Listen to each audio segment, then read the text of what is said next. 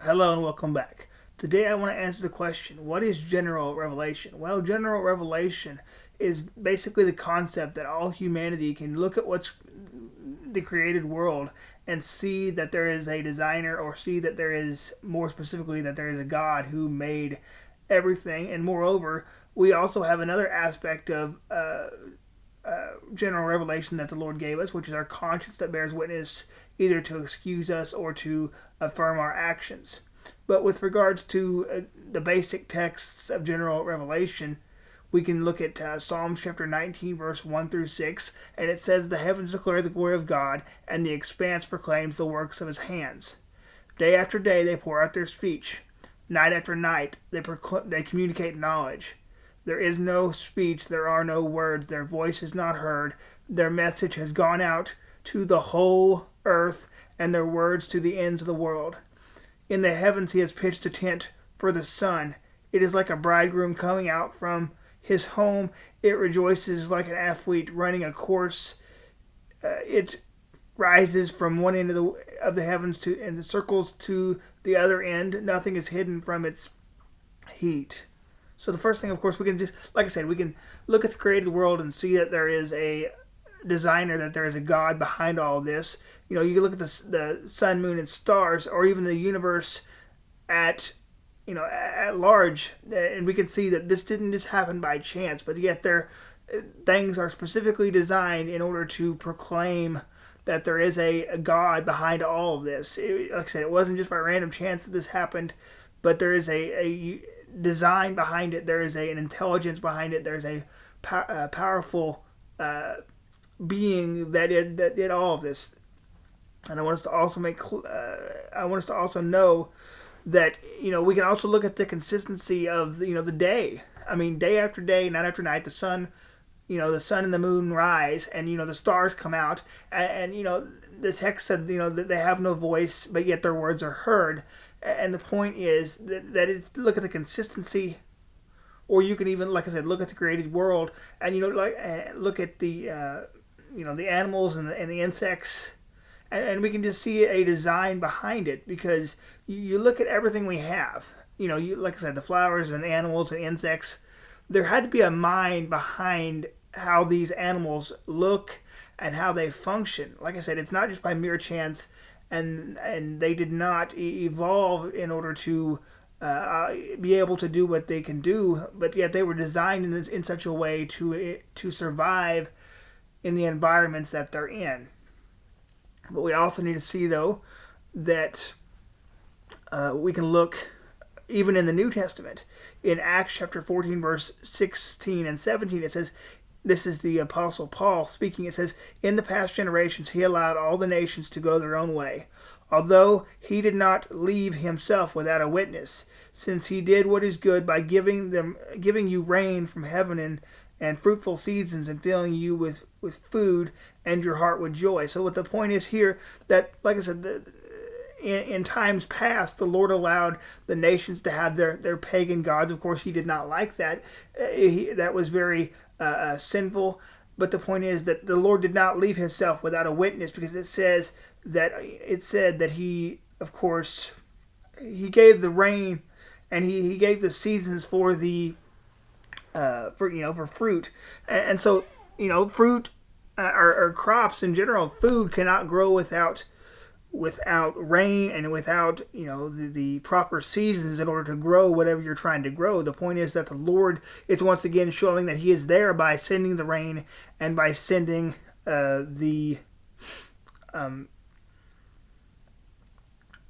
he's sending the seasons whenever they are at the appropriate times. The point is, once again, that the Lord is showing himself to be there by, like I said, sending the seasons and sending the rain at the proper times.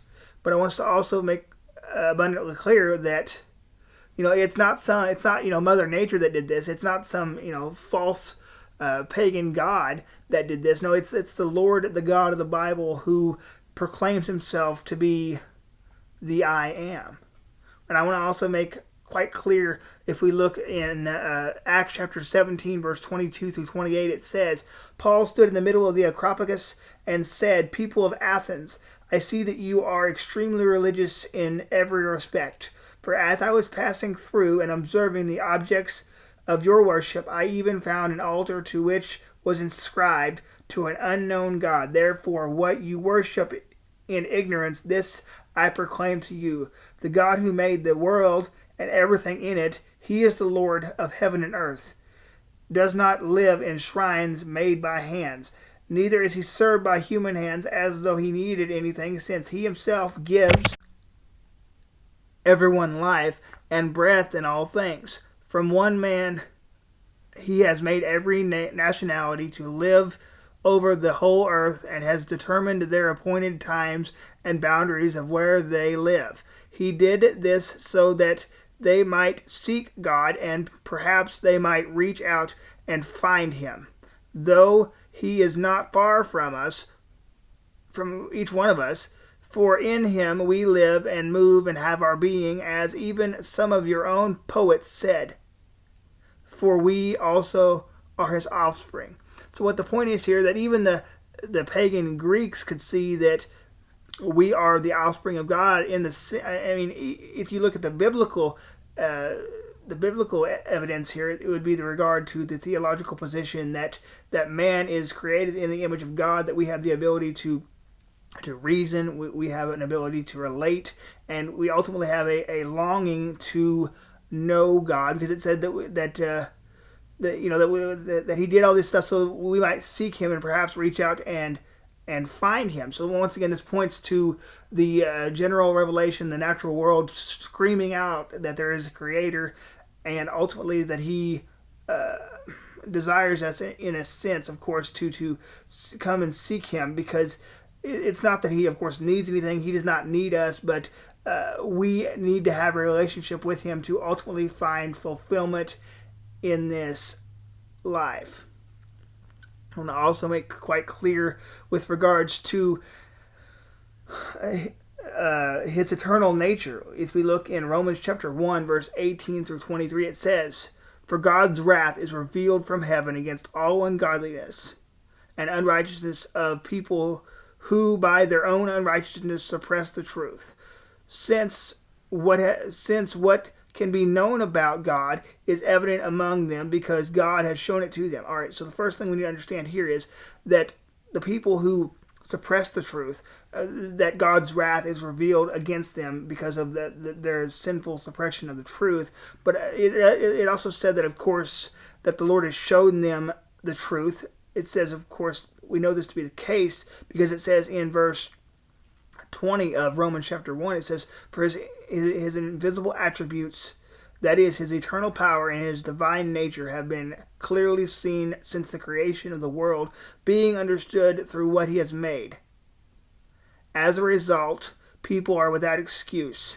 For though they knew God, they did not glorify him as God or show gratitude. Instead, their thinking became worthless and their senseless hearts were darkened. Claiming to be wise, they became fools, and exchanging the glory of the immortal God for images resembling mortal men, birds, four-footed animals, and reptiles." So the first thing, of course, we can see, though, is he also talks about his invisible attributes that are known because his eternal power and divine nature have been clearly seen since the beginning of the creation of the world, being understood through what he has made. So the point, like I said at the very beginning of this, is that we can see his power and his wisdom and his invisible attributes by what he has made. Because, you have to have an intelligent mind in order to come up with every possible, creature that is on the earth, or even perhaps the stars in the universe and the different ways they work and they rotate. But the point is, there has to be a mind and a mind and a powerful enough being to be able to cause everything to come into existence like it did and to be able to function like it does. Like I said, it doesn't just happen by mere chance. There has to be a powerful mind behind it.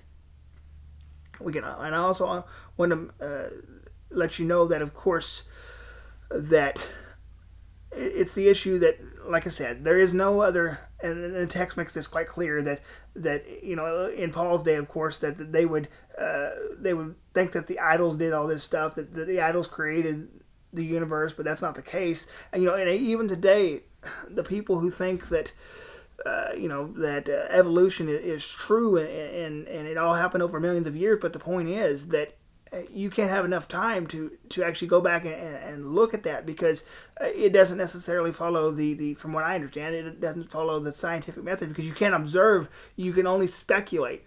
But the point is, with regards to that, it's the issue of there has to be an intelligent mind behind what we're dealing with here. And I keep going back to this because it's so important. The world is set up in such a way as to allow for life.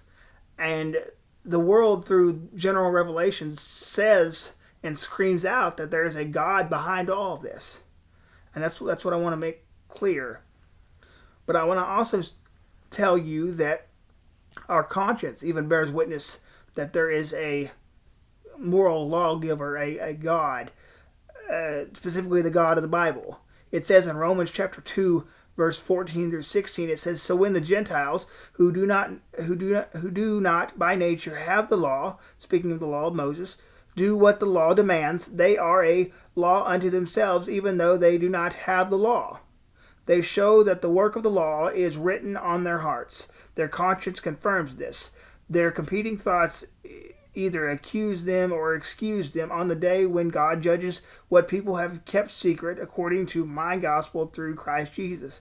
So what the point is here is that we know the moral law because the Lord has written it on our hearts. We know that it is morally wrong to murder, steal, commit adultery, lie, and things of that nature. Why? Because we know that it is sinful, because our conscience either excuses us or it says that we did right. But the point is that we have a conscience given to us by God, and that also points towards their quick note here. I need to make quite clear once again that general revelation cannot bring someone to salvation. For that to happen, they need special revelation, which I will cover in a future episode. I'll see you next time. Thank you.